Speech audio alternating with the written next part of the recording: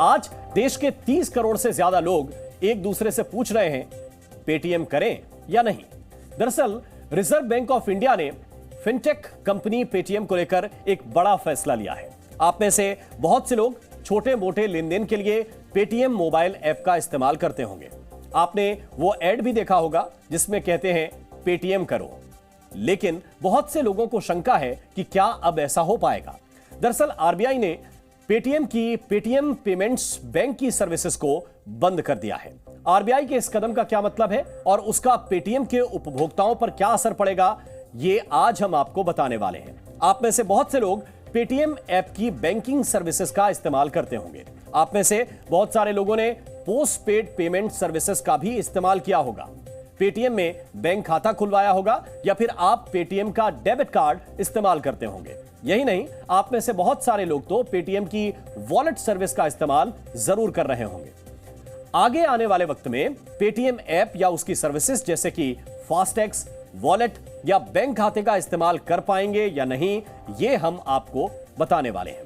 लेकिन सबसे पहले तो आपको यह बता दें कि आरबीआई ने बैंकिंग रेगुलेशन एक्ट 1949 की धारा 35A के तहत पेटीएम पर यह कार्रवाई की है। यह धारा आरबीआई को यह अधिकार देती है कि वो जनता के हित में, बैंकिंग सेवाओं के हित में और बैंकिंग सिस्टम में गड़बड़ी को रोकने और उसकी देखरेख के लिए बैंकिंग सेवा देने वाली किसी भी संस्था को जरूरी निर्देश दे सकती है। इस धारा के तहत 11 मार्च 2022 को आरबीआई ने पेटीएम पेमेंट्स बैंक लिमिटेड को नए ग्राहक बनाने से रोक दिया था। यानी तब से लेकर आज तक पेटीएम पेमेंट्स बैंक लिमिटेड के पास उनके पुराने ग्राहक ही बने हुए थे। आरबीआई का नया निर्देश पेटीएम के मौजूदा ग्राहकों के लिए है। आरबीआई ने ऑडिट रिपोर्ट्स का हवाला देते हुए कहा कि पेटीएम पेमेंट्स बैंक लिमिटेड में कुछ गड़बड़ियों की शिकायत मिली है और इसी वजह से 29 फरवरी 2024, ये तारीख थोड़ा गौर से आप समझिए, 29 फरवरी 2024 तक पेटीएम पेमेंट्स बैंक की सर्विसेज पूरी तरह से बंद कर दी जाएंगी और 15 मार्च तक पेटीएम को ग्राहकों के साथ सेटलमेंट का टाइम दिया गया है। सेटलमेंट में खाते पर ब्याज, कैशबैक या रिफंड से जुड़े मामले निपटाए जाएंगे। आरबीआई ने बैंकिंग रेगुलेशन एक्ट 1949 की धारा 35A के तहत पीपीबीएल के लिए जो निर्देश जारी किए हैं, उसके मुताबिक पेटीएम पेमेंट्स बैंक में ग्राहक अब डिपॉजिट या क्रेडिट से जुड़ा कोई भी लेन देन नहीं कर पाएंगे। हालांकि 29 फरवरी से पहले आप पेटीएम पेमेंट्स बैंक खाते से पैसा निकालकर दूसरे बैंक खातों में जमा कर सकते हैं। इसके अलावा पेटीएम की प्रीपेड सर्विसेज जैसे वर्चुअल गिफ्ट कार्ड जो होते हैं, वैसी सर्विस भी बंद रहेंगी। पेटीएम वॉलेट भी बंद हो रहा है, इसको भी आप समझिए। पेटीएम वॉलेट बंद हो रहा है। अगर आप पेटीएम के वॉलेट में पैसे डालकर रखते हैं या फिर उसका इस्तेमाल पेमेंट करने के लिए करते हैं तो यह सुविधा भी 29 फरवरी को बंद हो जाएगी। आप में से बहुत से लोगों की गाड़ियों में भी पेटीएम के फास्टैग्स लगे होंगे। पेटीएम फास्टैग सर्विस का इस्तेमाल भी आप 29 फरवरी के बाद नहीं कर सकेंगे। यह सर्विस भी वॉलेट से ही जुड़ी होती है।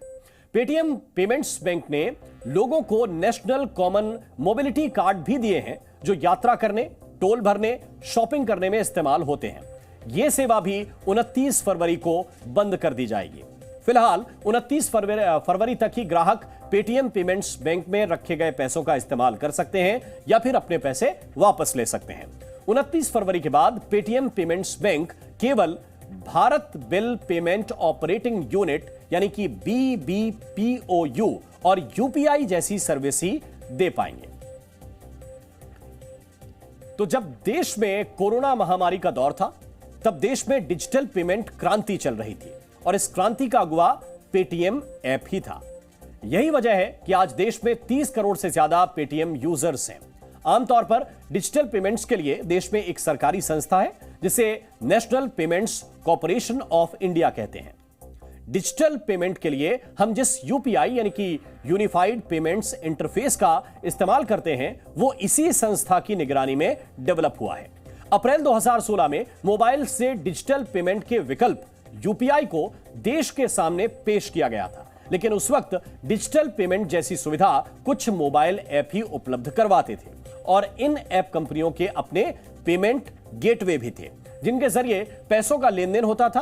पेमेंट गेटवे को आप डिजिटल दुनिया की एक ऐसी अति सुरक्षित जगह मान सकते हैं जिसके जरिए लेन देन काफी सुरक्षित या आसान हो जाता है।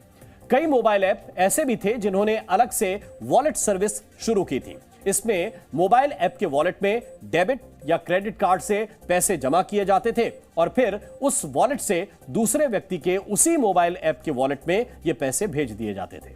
वॉलेट से पैसों का लेन देन इसी तरीके से किया जाता था, लेकिन उस वक्त समस्या यह थी कि मोबाइल ऐप के वॉलेट से पैसा अपने बैंक अकाउंट में वापस डालना एक चुनौती था। वॉलेट से बैंक अकाउंट में पैसा भेजने पर मोबाइल ऐप सर्विस चार्ज लेते थे, लेकिन वर्ष 2016 में एनपीसीआई जब यूपीआई लेकर आया तो यह एक ऐसी सर्विस थी जिसमें एक व्यक्ति दूसरे व्यक्ति को बैंक अकाउंट से बैंक अकाउंट में पैसा ट्रांसफर कर सकता था, फिर चाहे वो रकम कितनी भी छोटी क्यों ना हो, 2 रुपए, 4 रुपए, 5 रुपए, ऐसा भी होता था। अपने मोबाइल फोन से छोटी से छोटी रकम दूसरे व्यक्ति के बैंक अकाउंट में ट्रांसफर करने का यह सिस्टम लोगों में लोकप्रिय होने लगा और इसके बाद डिजिटल पेमेंट को बढ़ावा देने के लिए एनपीसीआई ने भारत इंटरफेस ऑफ मनी नाम से एक मोबाइल ऐप भी बनाया और इसे भीम ऐप भी कहा जाता है। उस वक्त इस मोबाइल ऐप के जरिए डिजिटल पेमेंट की जाती थी। जिस व्यक्ति के पास यह मोबाइल ऐप होता था वो मोबाइल फोन के जरिए सीधे दूसरे व्यक्ति के बैंक अकाउंट में पैसा ट्रांसफर कर सकता था और वो भी बिना किसी सर्विस चार्ज के। Zee News.